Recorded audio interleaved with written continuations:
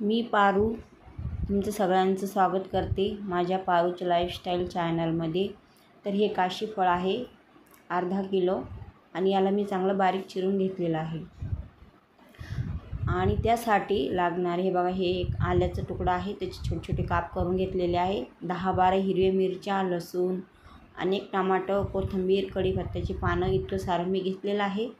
आणि आपल्याला हे चांगलं चमचमीत आणि झणझणीत आपल्याला हे काशी फळ किंवा डांगर बनवायचं आहे। आणि हे खायला तिखटच चांगलं लागतं, नाहीतर मग ते असं फिकं फिकं आणि गोड गोड लागतं। तर त्यामध्ये मी 1 चमचा जिरा टाकणार आहे आणि थोडंसं चवीनुसार आपण याच्यामध्ये मीठ टाकून घेऊ। मीठ टाकल्याने कसं आपलं वाटण छान बारीक होऊन जाईल। आणि आता हे मिक्सरचं फिरून घेते आणि कढई पण आपली गरम झालेली आहे आणि 2 मोठे मोठे चमचे मी तेल टाकणार आहे। तेल आपल्याला चांगलं म्हणजे भरपूर टाकायचं आहे।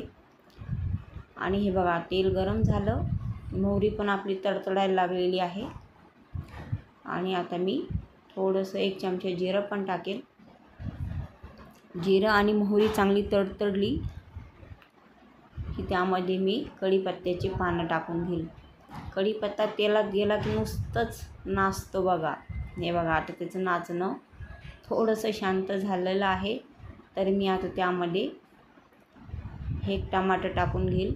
टमाट्याने कशी छान वेगळी चव येईल।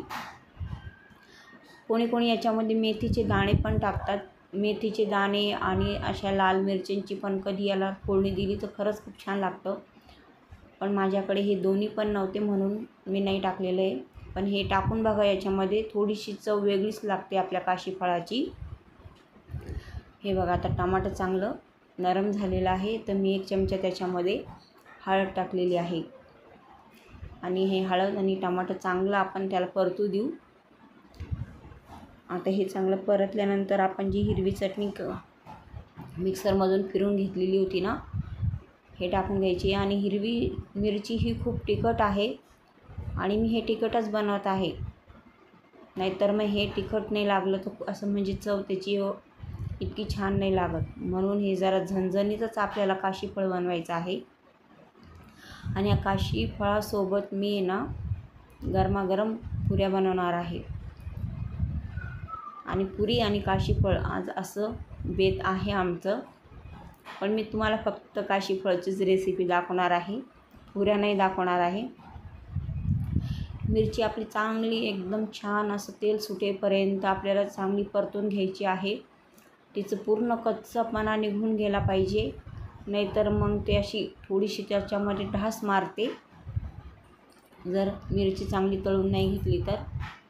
म्हणून हे बघा, छान आता बघा किती सुंदर, हे बघा कसं चौकून तेल सुटलेलं आहे।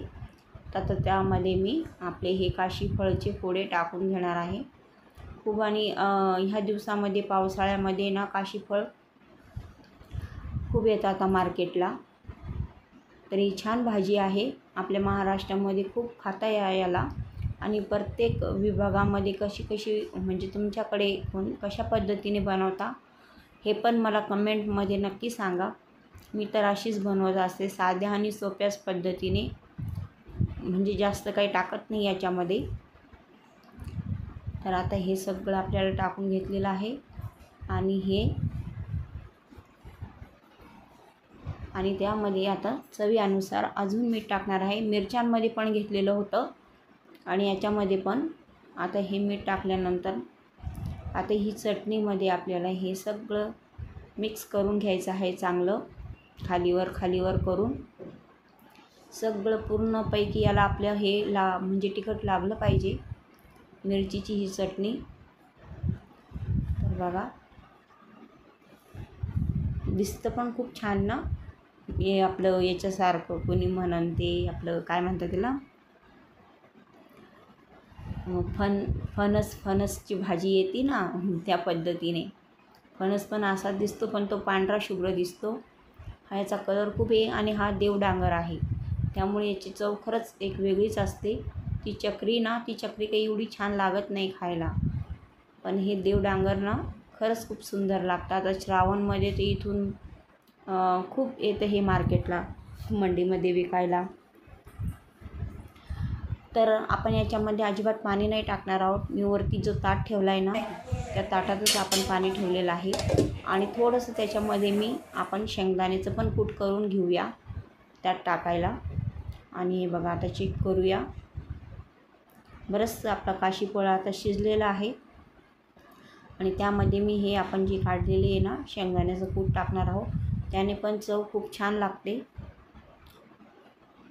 तर जर तुम्हाला माझी ही रेसिपी कधी आवडली तर रेसिपीला लाईक करा. सगळं मी हे कूट याच्यामध्ये टाकून घेणार आहे आणि मिक्स करून 1, 2, 3 मिनटं आपण परत त्याला शिजवून घेऊया. मी हे भाजून नाही घेतलेले, मी भाजून नाही टाकत, अशीच टाकलेली आहे. थोडीशीच अशी दरदरेवी, म्हणजे थोडी बारीक झालेली आहे. तर बघा, आपली ही काशीफळाची भाजी तयार आहे. ही रेसिपी तुम्हाला आवडली असेल तर लाईक करा.